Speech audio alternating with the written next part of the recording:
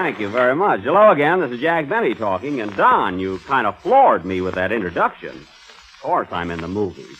I may not sing like Crosby or act like Paul Muni, but I do photograph well, and you know it.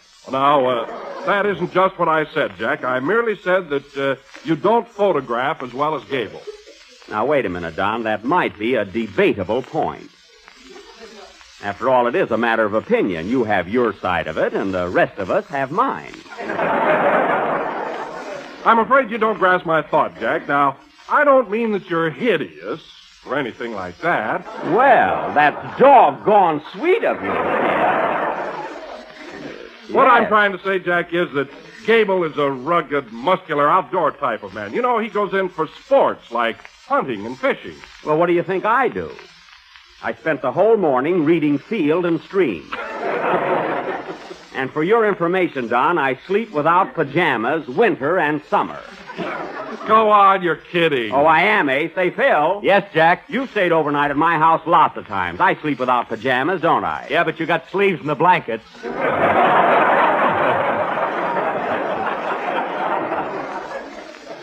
You should talk the way you dress for bed. You even wear a nightcap. You mean my boudoir beanie?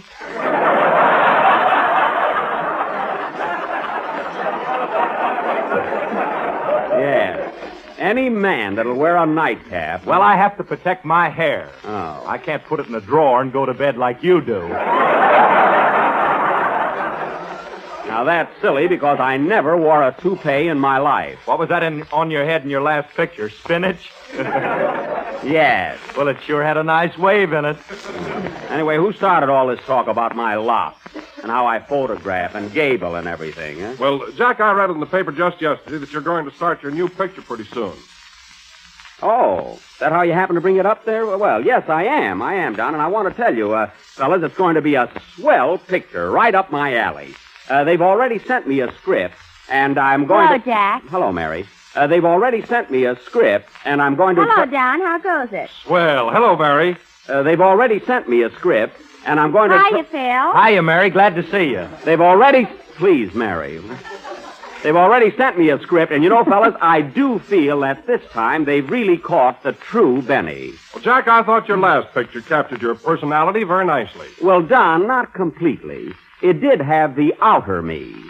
You know, a surface portrayal. But in this new picture, you're going to see the inner me. You know, deep down inside. Gee, I can hardly wait till it's released. Me too. I'd like to see what your liver looks like.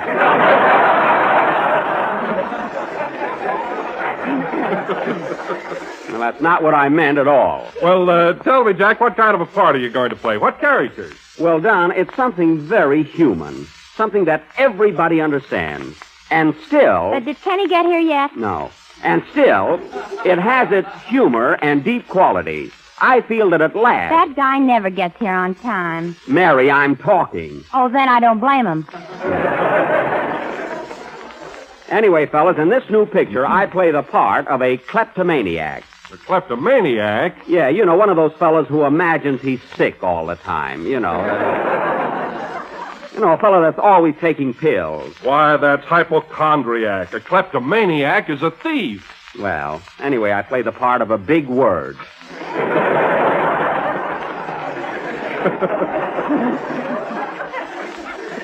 And I'm a very wealthy man, too. Well, Jack, what about the love interest? Who's your leading lady? Oh, she's beautiful, Don. She's that new European star that just came over from Vienna. Her name is Franziska Gall. She's really gorgeous. Who's your leading man? Well, they haven't cast the... I am!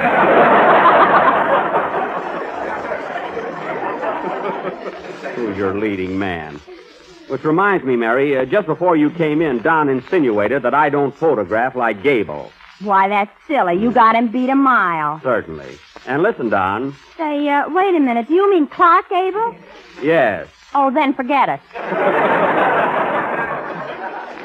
Don't worry, I'll do all right romantically. You know, fellas... Yeah, I can't be nervous today. You know, fellas, working with a girl like Franziska Gall, it'll sure be a kick doing those love scenes. Gee, I hope I won't be nervous. Yeah. Remember that big love scene you had with Gail Patrick in your last picture, Jack? Well, what about it? You were so bashful you kept ducking behind her all the time. Well, I had to. I had my lines written on her back.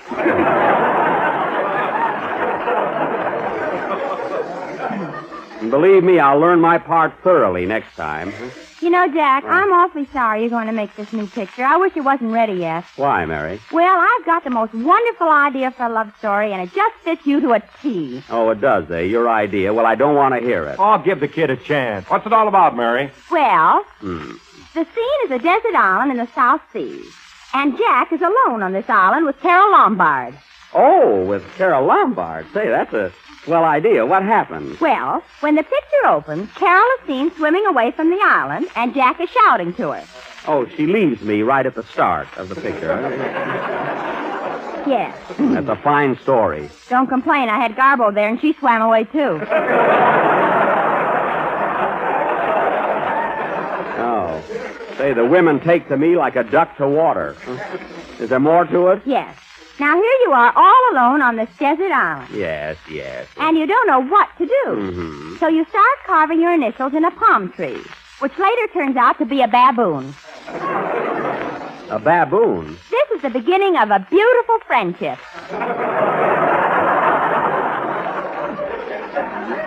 I see. Well, if the baboon swims away, I quit. But at that, there's a situation there. Now, who could play the baboon? Maybe you could double, Jack. Quiet. Is there any more to it, Mary? Oh, sure. Now, here you are all alone. I know. Well, all of a sudden, a bottle is washed up on the shore. A bottle? Yes. So you pick it up, pull out the cork, and 50 chorus girls jump out. Well, it's a little unbelievable, but at least I have company. Then what happens? They all swim away. Now, wait a minute, Mary. That's going too far. What's the name of your picture, anyway? Little swimming.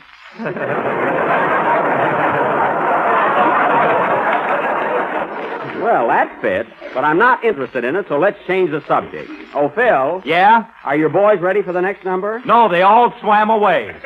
Oh, they did, eh? Well, make them come back. Can't do it, pal. They caught up with the chorus girls. Oh, well, here I go, too. Splash, splash, dunk. I'm swimming now, folks. I'm swimming.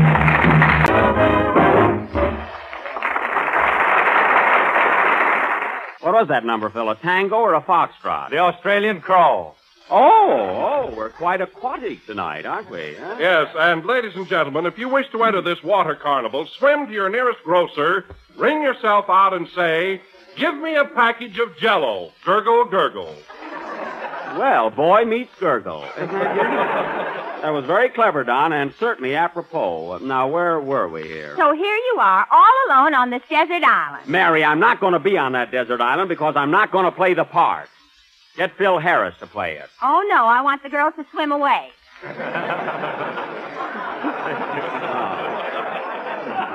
Now, I suppose Phil would be right at home on a desert island with 50 girls. Yeah, man. Well, you play it then. Oh, hello, Kenny. Hello, Jack. I hope you weren't worrying about me. Oh, no. Where were you? I was down in a drugstore eating. Oh. Had a malted milk, a chocolate soda, a bacon and tomato sandwich, a marshmallow sundae, and a bowl of soup. My goodness, you ate all of that? You must have been awfully hungry. No, it wasn't that. I knew I wanted something, but I just couldn't put my finger on it. Well, you certainly tried. Gee, I'm uncomfortable. Well, Kenny, why don't you take some bicarbonate of soda? Where'll I put it? Well, I hope you'll be able to sing. Say, Kenny, you should have been here. Mary was telling me the plot of a story she wrote there. She wrote. Say, I helped write that. Oh, so you helped Mary with it, huh? He did not. All he thought of was the island. I put the water around it. Well, that was brilliant. Yeah. Say, Jack, I read in the papers you're going to start your new picture pretty soon. Is that right? Yes, Kenny, in a few weeks. They're casting the picture now. I play opposite that new European star, Francisca Gall. Oh, yeah, she's that Pekingese. Viennese.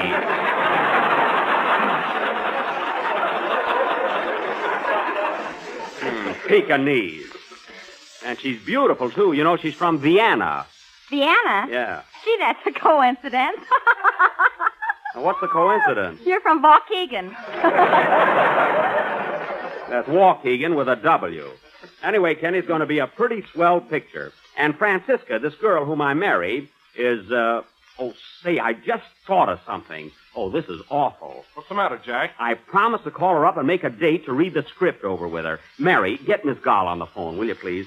Wait a minute. Here's the number. Okay. Gee, Operator, get me Hollywood 2734. I'm kind of anxious to see her and start rehearsing, you know. I hope she doesn't think that... Hello? Miss Gall, please. Yes, Miss Gall from Vienna. That's Vienna, V. I hope she isn't doing anything tonight, because Miss Gall? Jack Benny calling. Here you are, Jack. Thanks. Good evening, Miss Gall. Auf Wiedersehen. Oh, that comes later, I think. Well, what's new? I mean, what's new? Darn you, Mary. Oh, I'm fine, thank you, Miss Gall. How are you? Well, are you enjoying Hollywood? Can't be that funny. Quiet. Miss Gall, I just called to find out when you'd like me to come over for rehearsal. Mm-hmm. Well, how about tonight after the broadcast? I said after the broadcast. Oh, yes, I'm on the radio. She just got in town, folks. Well, I could get there by 9:30. Oh, that would be too late? Well, I could hurry over. I could run over. Why don't you roll over? Mary.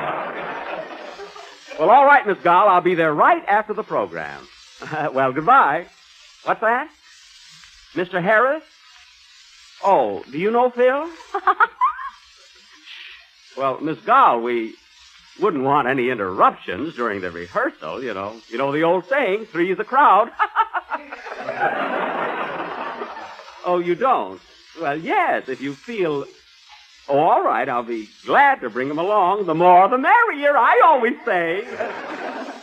Goodbye.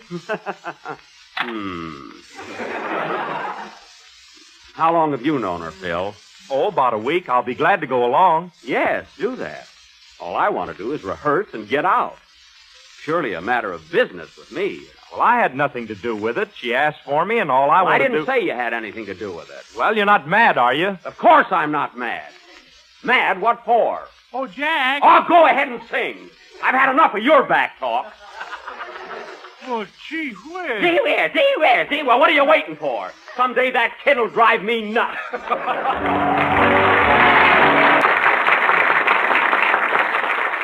That was Love Walked In from Goldwyn Folly, sung by Kenny Baker, and was very good. And now, folks... What are you mad at, Jack? I'm not mad. When I have to rehearse with my leading lady, I don't see why the whole world has to tag along. Phil's the one that's going. I'm not. You can bet your Aunt Susie you're not. You got an Aunt Susie. What are you picking on him for? I'm the guy you're mad at. I'm not mad at anybody, so let's drop it. And now, folks... If my cast will calm down... Calm down from where? Cut out that Dutch comedy, Mary. Tonight, ladies and gentlemen, for our feature attraction, we are going to present a play of newspaper life. A stirring, fast-moving drama of the press entitled Behind the Front Page, or Scoop Benny's Scoop. I will play the part of Scoop Benny, editor-in-chief of the New York Daily Bulletin, a fearless journalist and the sworn enemy of gangland. The rest of my cast will be reporters. The opening scene is the editorial office of the Daily Bulletin, New York City. Curtain. Music.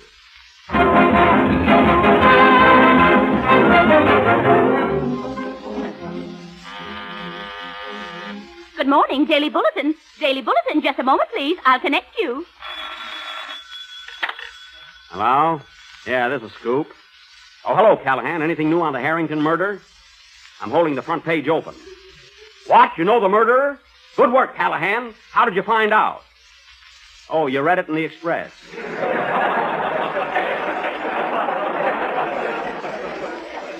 Callahan, you're fired.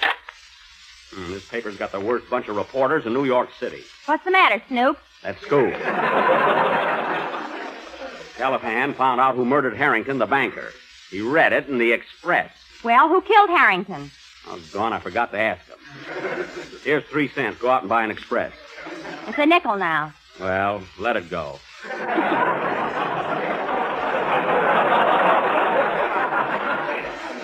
This is a fine how do you do. Hey, Chief, I got it. You got what, Harris? I just found out who killed Harrington, the banker. Oh, I suppose you read it in the Express. No, the Oskaloosa Gazette. Thanks. You're fired. What, again? Oskaloosa, how did they beat us to it? How did they beat us? You didn't even know Franklin D. Roosevelt was elected until you missed Hoover in the newsreel.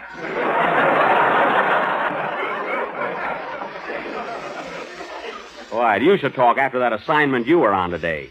I sent you down to the boat to interview Robert Taylor, and what happened? You didn't even get a story. Well, he didn't know any. I don't believe it after the way he's been traveling. You're fired, too. Oh, shut up. What? Hey, Scoop! I got it! Got what, Baker? I found out who killed Harrington, the banker. Oh, where did you read it? In the Woman's Home Companion. That's ridiculous. It couldn't have been there. It was, too, right next to a recipe for angel cake. Well, how do they find the murderer? You take 2 cups of flour and a white of an egg. Get out of here!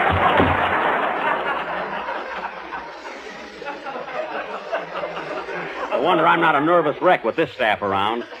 Where's yesterday's paper? We didn't print one. We didn't print a paper yesterday. Why not? Nobody thought of it. Oh, it's a fine daily paper. We don't go to press as often as your pants. You said it. Is there a remote possibility that we published a paper today? Yes, here it is. Now, let's have it. Well, of all things. Miss Stewart, send in our Broadway columnist. Yes, sir. That guy's been getting away with murder. What's the matter, Scoop? Why, that... Did you send for me, Chief? Yes, Wilson. Take a look at this column of yours. What famous dessert is that way about sliced bananas?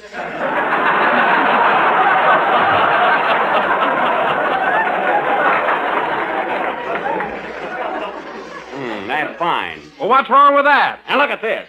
There's no truth to the report that strawberry, raspberry, cherry, orange, lemon, and lime have pips.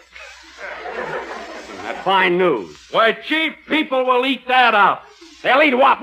That's what I want to know. Oh, darn it, I left out Jell-O. Well, put it in right away and use those big red letters. Gotcha, Chief. Say, Livy, Yes, Scoop. I was just thinking.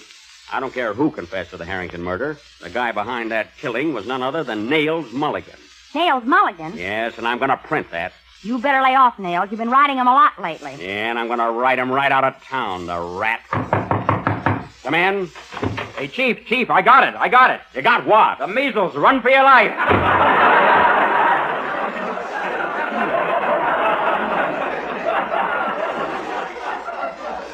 I wish he'd light. I'd fire him, too. Now, get your notebook, Livy. I'm going to dictate an editorial about Nails Mulligan that'll curl his hair. You better be careful. Mulligan says he's going to get you one of these days and fill you full of lead. Oh, yeah? Well, listen, Livy. Scoop Benny ain't worrying about that mug. Not me. Hey, Chief! What is it, Baker? I was just down to 16th Street and I saw Cooper's department store burned down. Right to the ground. You did? Where's your story? I didn't get one. You didn't get a story at the fire? Why not? I was toasting marshmallows.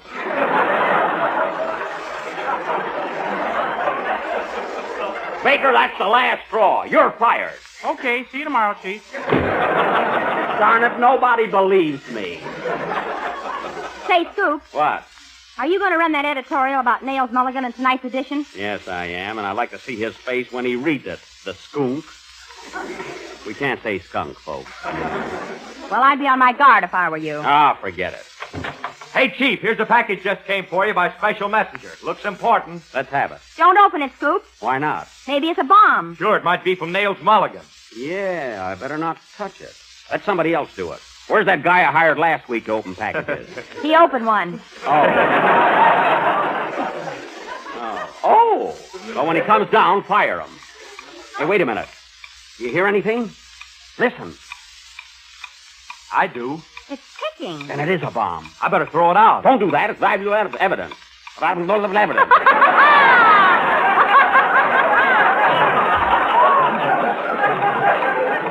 Don't do that. It's little evidence. Maybe we can find Mulligan's fingerprints on it. Hey, Livy, Yes? get Charlie Chan on the phone right away. What's his home number? Who ever heard of Charlie Chan at home? Let's ask the operator to get him. Okay. Operator, get me Charlie Chan. Hurry, please. What? You don't know where he is, Scoop. And try Charlie Chan at the opera. I know he was there. Get me Charlie Chan at the opera. What? He's not there either. It's still ticking. Quick, try Charlie Chan at the racetrack. Operator, get me Charlie Chan at the racetrack. What's that? Oh, Scoop. What? She wants to know what race he's in. Never mind. I know. Try Charlie Chan at Monte Carlo. And hurry, the bomb is still ticking. It's getting louder. Hold on, Scoop. Operator, get me Charlie Chan at Monte Carlo. Hurry, Livy, hurry! Oh. Hello, Charlie. I got Charlie Chan, Scoop. Here he is. That's fine. Ask him how I can get off of this chandelier. Play, Phil.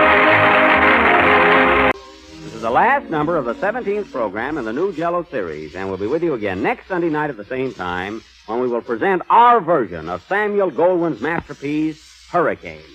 So remember, folks, next week we take you to that romantic island of Manakura, the South Seas, the tropics, the beautiful native girls on the beach. I'll bet they swim away. They will not. Good night, folks.